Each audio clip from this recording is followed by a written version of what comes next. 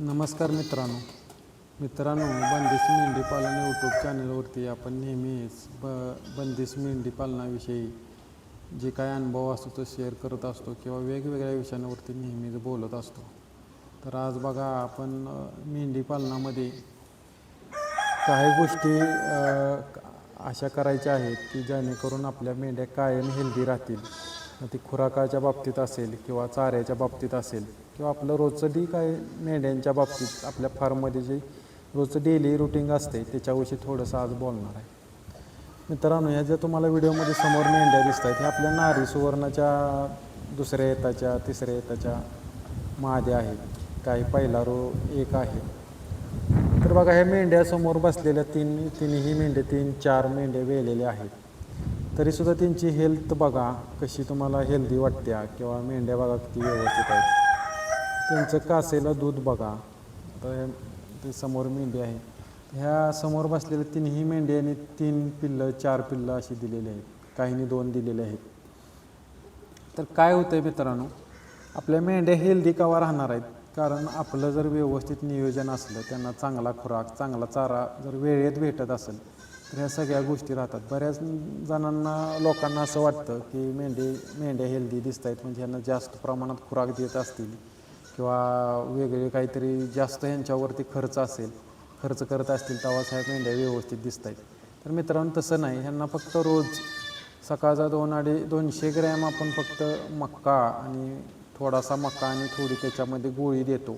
मग गाभण मेंढ्यांना जरा चांगल्या क्वालिटीची म्हणजे चांगल्या दुधावरती गोळी आपण देतो आणि बाकीच्यांना त्याच दुधावलीच आपण गायला म्हशीला वापरतो अशीच आपण वापरतो, फक्त थोड्या प्रमाणात वापरतो.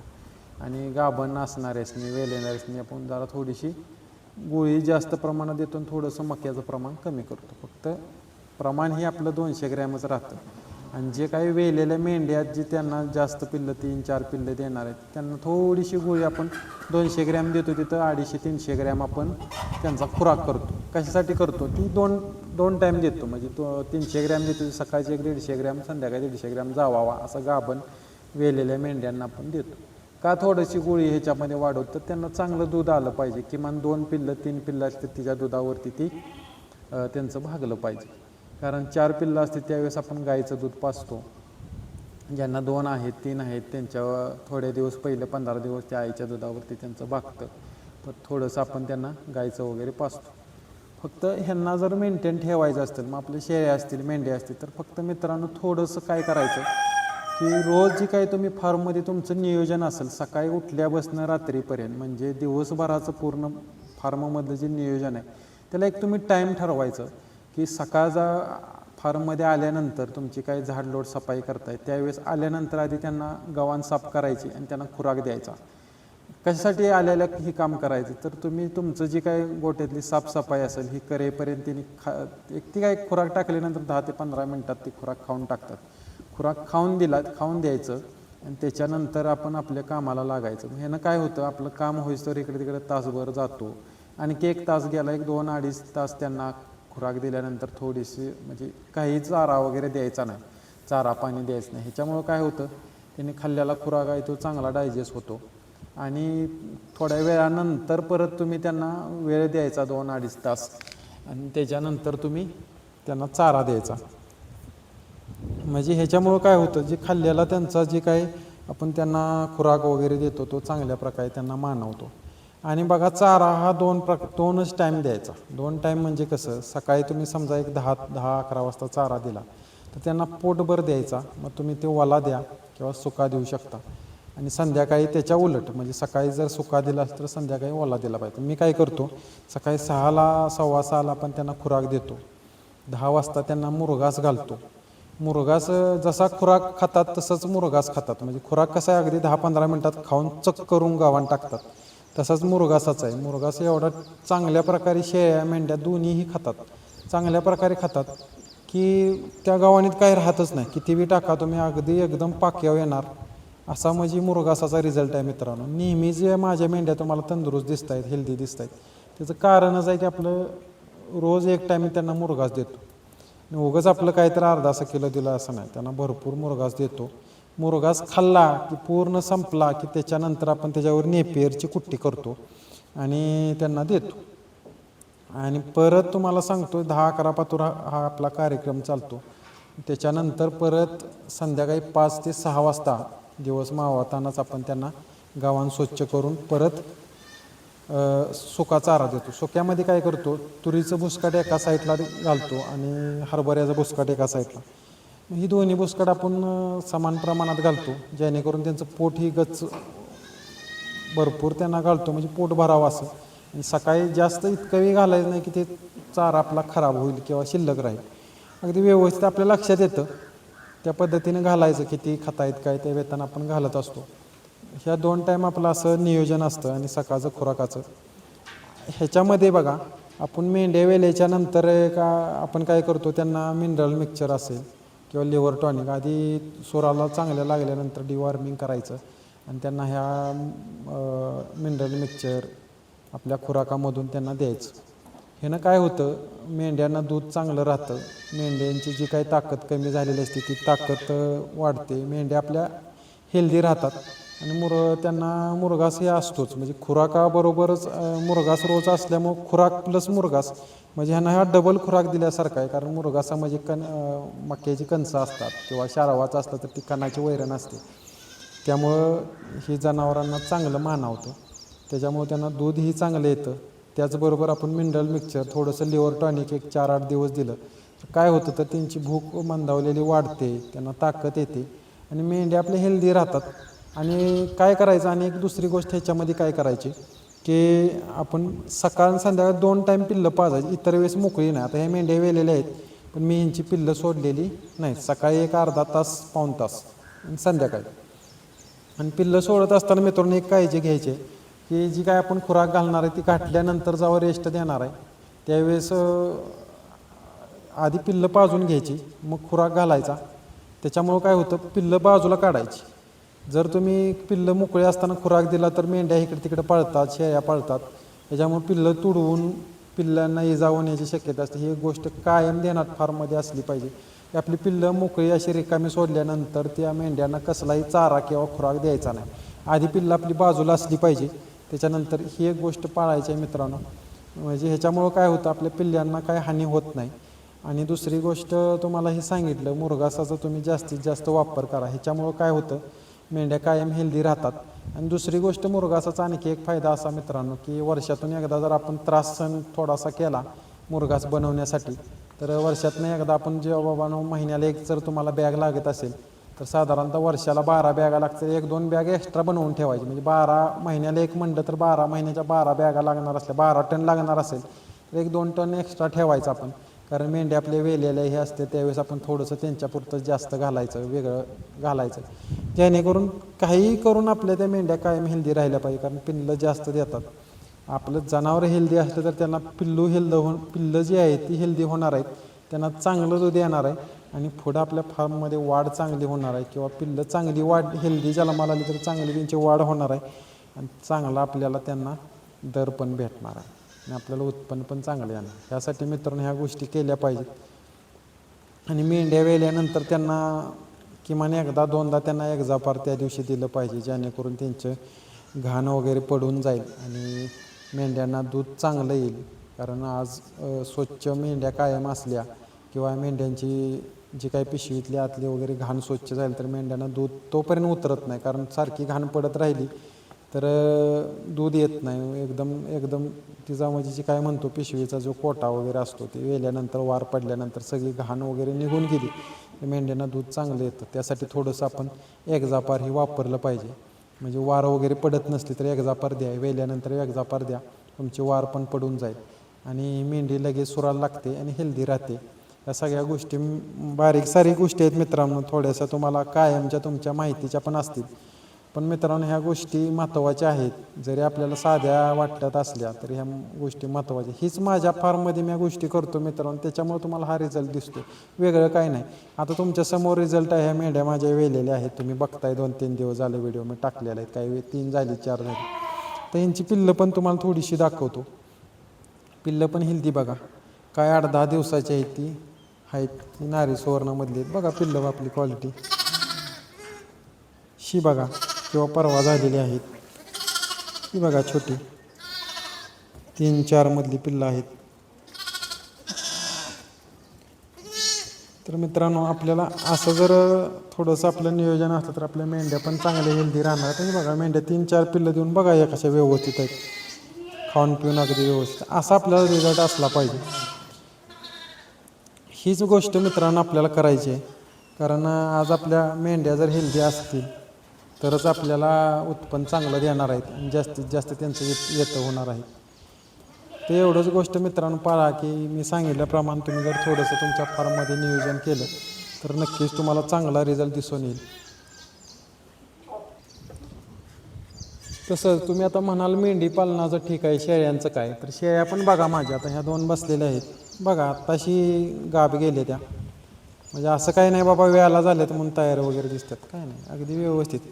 काही आता ह्यातल्या निम्म्या अर्ध्या गाभण आहेत, काही वेळाला झालेत, 1-2 वेलेत, काय नाही. ह्याच्यात सुद्धा तुम्हाला असंच त्यांचाही रिझल्ट तुम्हाला असं क्वालिटीमध्येच बघायला मिळेल. त्यांना पण तेच आहे, मेंढ्यांना हे तेच आहे. काही लोकांचा समज असतो मेंढ्यांच्यापेक्षा शेळ्यांना जास्त खुराक लागतो, कारण त्या लगेच खुराक कमी असला किंवा काय कमी जादा झालं तर लगेच खराब होतात. काय नाही, बघा या मेंढी आता पुढे ती शेळी चालत निघाल्या की मग काल वेल्या 2 पिल्लं झाली, बघा हेल्दी आहे कशी व्यवस्थित. काय नाही, फक्त मित्रांनो ह्याला एकच तुम्हाला रिझल्ट चांगला हवा असेल तर टाईम टू टाईम रोज सकाळी 6, 6:15ला 6:30पर्यंत तुमचा खुराक गेला पाहिजे. पिल्लं वगैरे पाजून वेळेत झाली पाहिजेत. त्याचबरोबर रोजच्या रोज सकाळी 10 वाजता त्यांना त्याच टायमिंगमध्ये चारा गेला पाहिजे, संध्याकाळी 6 वाजता.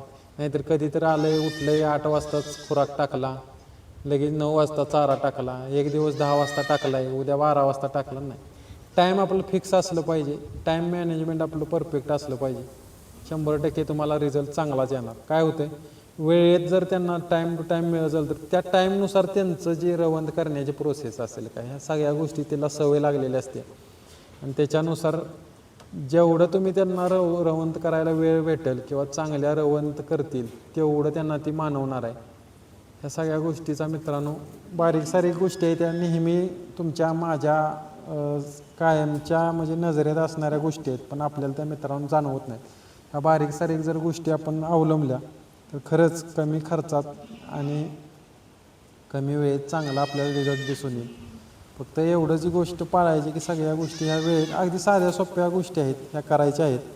आणि मुरघासाचा विषय थोडासा मागाशी राहिला तर तो असा की मुरघास आपण वर्षातून एकदा जर त्रास घेतला करून ठेवलं तर तुम्हाला पावसाळ्यामध्ये जे काही चाऱ्यांचं काही भागात जास्त पाऊस असतो तिथं चारा म्हणजे पावसामध्ये राना पाण्याचं ठिकाण जास्त म्हणजे भात शेती वगैरे असते, अशा ठिकाणी चारा पावसाळ्यात येत नाही किंवा तो चारा सगळा खराब होतो, म्हणजे लावला तरी पावसात पाण्यात जातो.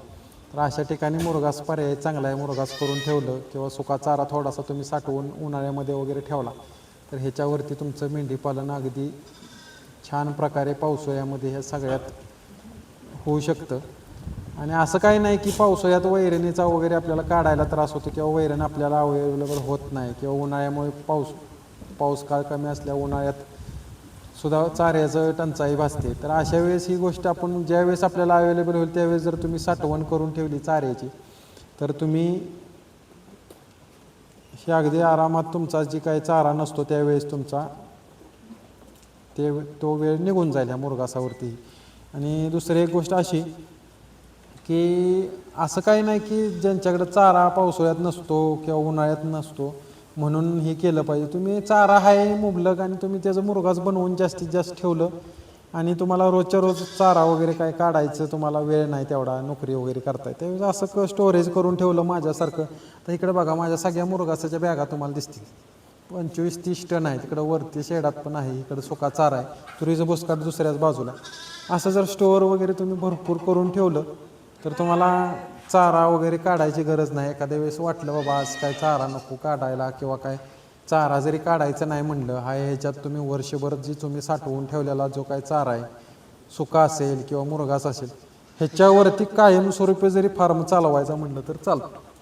काय नाही, एकदम छान आणि चांगल्या क्वालिटीचा चांगल्या दर्जाचा हे मुरघास आहे.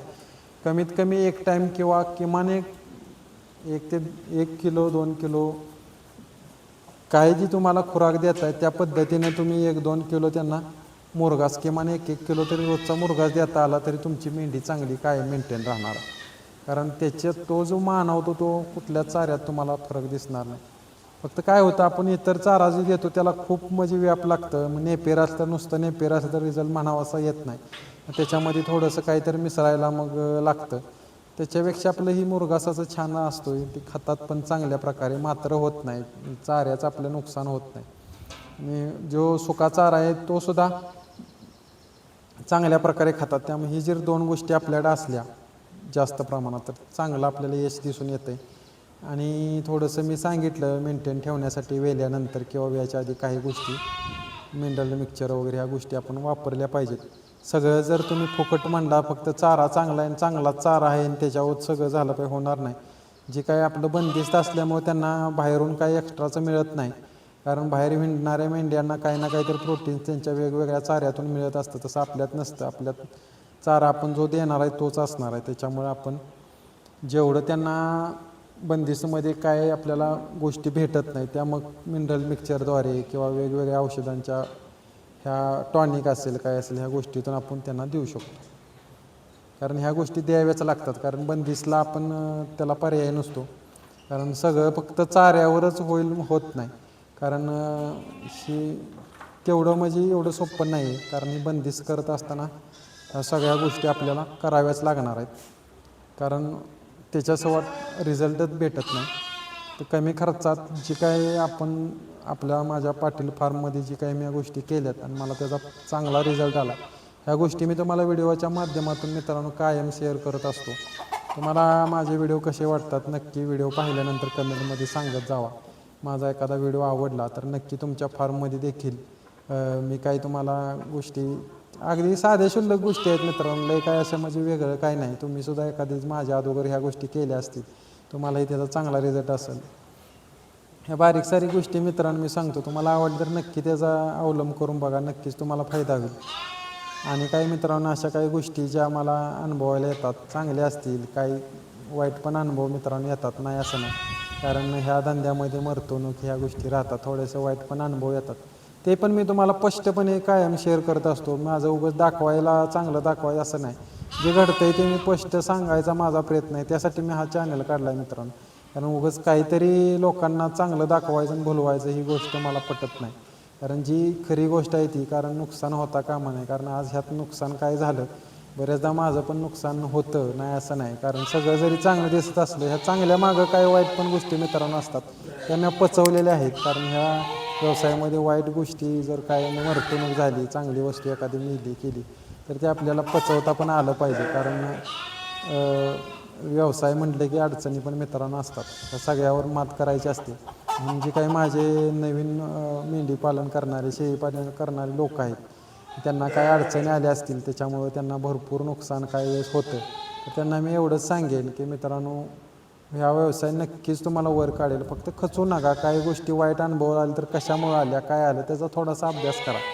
आणि पुन्हा एकदा तुम्ही त्याच्यावरती मनापासून अगदी पॉझिटिव्ह विचारानंच त्या व्यवसाय सातत्यानं करत राहावा. नक्की तुम्हाला तुमचा अनुभव येत येत तुम्ही त्यात अगदी एक दिवस तरबेज व्हाल.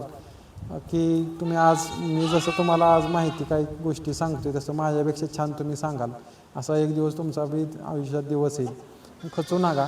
फक्त तुम्ही प्रामाणिकपणानं आणि सातत्य, अगदी एखादी गोष्ट घडते चुकतंय म्हणून ती चूक परत परत करू नका. त्याच्यामध्ये थोडं बदल करा. जी काही आसपास आपल्याला काही व्हिडिओच्या माध्यमातून ही वेगवेगळ्या मेंढी पालन करणारे लोक व्हिडिओ वगैरे टाकतात, त्यांचं काय अनुभव बघा, त्यांचं काय रुटीन आहे किंवा तिने वेगळं काय केलं आहे बाबा, जेणेकरून ती पाहिल्यानंतर आपलं काहीतरी चुकतं आहे असं आपल्याला जाणवत असेल तर नक्की त्याच्यामध्ये सुद्धा बदल केला पाहिजे. कारण थोडंसं वेगवेगळ्या वातावरणानुसार वेगवेगळ्या समस्या येत असतात किंवा वेगवेगळ्या नवीन गोष्टी आपल्याला कराव्या लागतात, त्या गोष्टी नक्कीच केल्या पाहिजेत.